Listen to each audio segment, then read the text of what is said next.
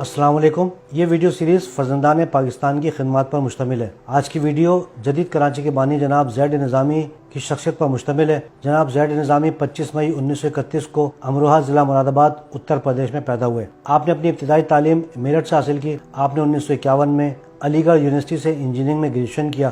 دوران تعلیم ہی آپ تحریک پاکستان سے وابستہ ہو گئے۔ 1951 میں حکومت پاکستان نے ایک پالیسی کا اعلان کیا جس کے تحت حکومت پاکستان نے ان افراد کو پاکستان آنے کی دعوت دی جو انجینئرنگ یا ٹیکنیکل شعبے سے وابستہ تھے، کیونکہ اس وقت نوزائیدہ مملکت میں قابل افراد کی انتہائی کمی تھی۔ 1951 میں زید نظامی صاحب کے والدین ہجرت کر کے کراچی آ گئے اور 1953 میں آپ کراچی امپرومنٹ ٹرسٹ میں شامل ہو گئے۔ کراچی کے دو اداروں کراچی امپرومنٹ ٹرسٹ اور کراچی جوائنٹ واٹر بورڈ کو ملا کر 1957 میں کراچی ڈیولپمنٹ اتھارٹی قائم کر دی گئی اور پھر آپ نے اس میں ملازمت اختیار کر لی۔ وہ کراچی شہر جو 1941 کی مردم شماری میں 3,86,000 نفوس پر مشتمل تھا، جو کھارادر یا کمالی سے شروع ہو کر گرومندر پہ ختم ہو جاتا تھا، وہ زید نظامی صاحب کی ریٹائرمنٹ تک 1.5 کروڑ سے زائد کی آبادی کا شہر بن چکا تھا۔ 50 کی دہائی کے بعد تمام نئی آبادیوں میں اہم ترین کردار جناب زید نظامی صاحب کا رہا، جیسا کہ PCHS، نارتھ ناد آباد، north Karachi, Gulshan Iqbal, Gulistan Jauhar, scheme 33، Surjani town, federal B area, Orangi town, Landhi,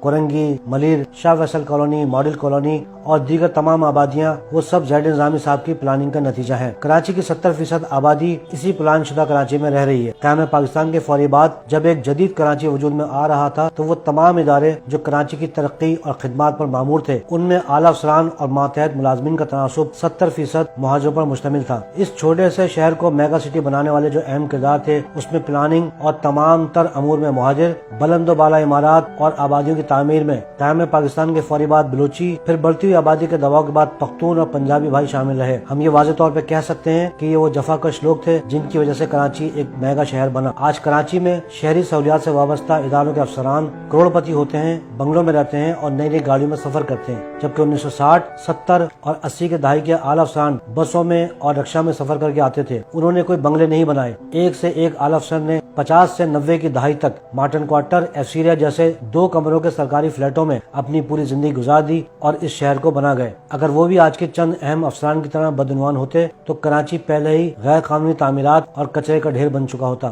جناب زید نظامی 70 کی دہائی میں ڈائریکٹر کراچی ڈیولپمنٹ اتھارٹی اور 1988 میں director general Karachi development authority رہے۔ آپ نے 1974 میں حکومت پاکستان کی زیر نگرانی کراچی کا ایک ماسٹر پلان ترتیب دیا۔ اس میں کراچی کے شہری سہولیات کے تمام ادارے اور تمام اہل افراد شامل تھے۔ آپ اس کمیٹی کے سربراہ تھے۔ یہ 411 صفحات پر مشتمل کراچی کا مکمل ماسٹر پلان ہے۔ اس پلاننگ میں شہری سہولت کا کوئی ایسا شعبہ نہیں تھا جو اس میں شامل نہ ہو۔ آج بھی کوئی اس پلاننگ کو اگر پڑھے گا تو وہ حیران رہ جائے گا کہ کیسے کیسے قابل افسران تھے۔ زید نظامی صاحب نے 1979 میں کراچی کی وسعت کو دیکھتے ہوئے اور کراچی کی بہتر پلاننگ کے لیے 2 ادارے قائم کیے، ایک کراچی بلڈنگ کنٹرول اتھارٹی، دوسرا Karachi water and sewage board. جناب زید نظامی ورلڈ بینک اور سعودی حکومت کے مشیر رہے۔ آپ موجودہ خانہ کعبہ کی توسیع کمیٹی میں بھی شامل تھے۔ آپ نے خانہ کعبہ کی توسیع کے لیے اہم تجاویز دیں۔ آپ اس ٹیم کا حصہ تھے جنہوں نے دوران طواف مطاف کے فرش کو گرمی میں ٹھنڈا رکھنے کے لیے ایک مخصوص ٹائل لگانے کا مشورہ دیا۔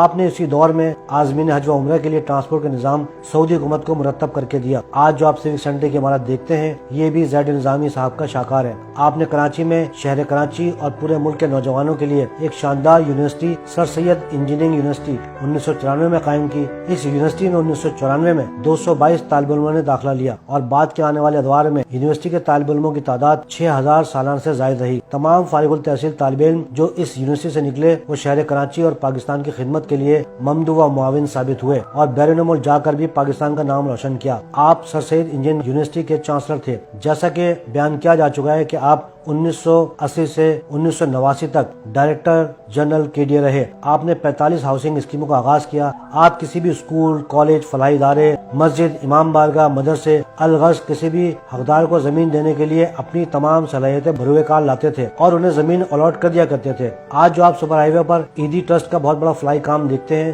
وہ زید نظامی صاحب کی مختص کی ہوئی زمین ہے۔ ایسے تمام نیک کام آج کے لیے ان کے لیے رحمت کا ذریعہ ثابت ہو رہے ہوں گے۔ آپ کا دور کراچی کی منصوبہ سازی اور ترقی کا سب سے سنہری دور تھا۔ کراچی میں نئی نئی اسکیموں، رہائشی اسکیموں کے آغاز کا دور تھا جو آپ ہی کی وجہ سے ممکن تھا۔ کہا جاتا ہے کہ پاکستان میں آپ سے بڑا کوئی ٹاؤن پلانر پیدا نہیں ہوا، کیونکہ آپ نے ہی اس دور میں کراچی میں سستے فلیٹ تعمیر کرنے کا شعور پیدا کیا۔ آپ کا انتقال 7 اپریل 2013 کو 82 برس کی عمر میں ہوا۔ ضرورت اس امر کی ہے کہ بابا کراچی زید نظامی مرحوم کی خدمات سے نئی نسل کو آگاہ کیا جائے، ساتھ ہی اہلیان کراچی کو یہ بھی معلوم ہو سکے کہ جس کراچی میں آپ رہ رہے ہو وہ کیسے اور کن کن افراد کی محنتوں سے آباد ہوا۔ میری پرنٹ، الیکٹرانک اور سوشل میڈیا کے افراد سے گزارش ہے کہ وہ جدید کراچی کے بانی جناب زید نظامی صاحب کو خراج تحسین پیش کریں اور ان کے بارے میں زیادہ سے زیادہ معلومات عوام کو مہیا کریں، کیونکہ زندہ قوموں کا یہی وصف ہوتا ہے۔ اللہ حافظ۔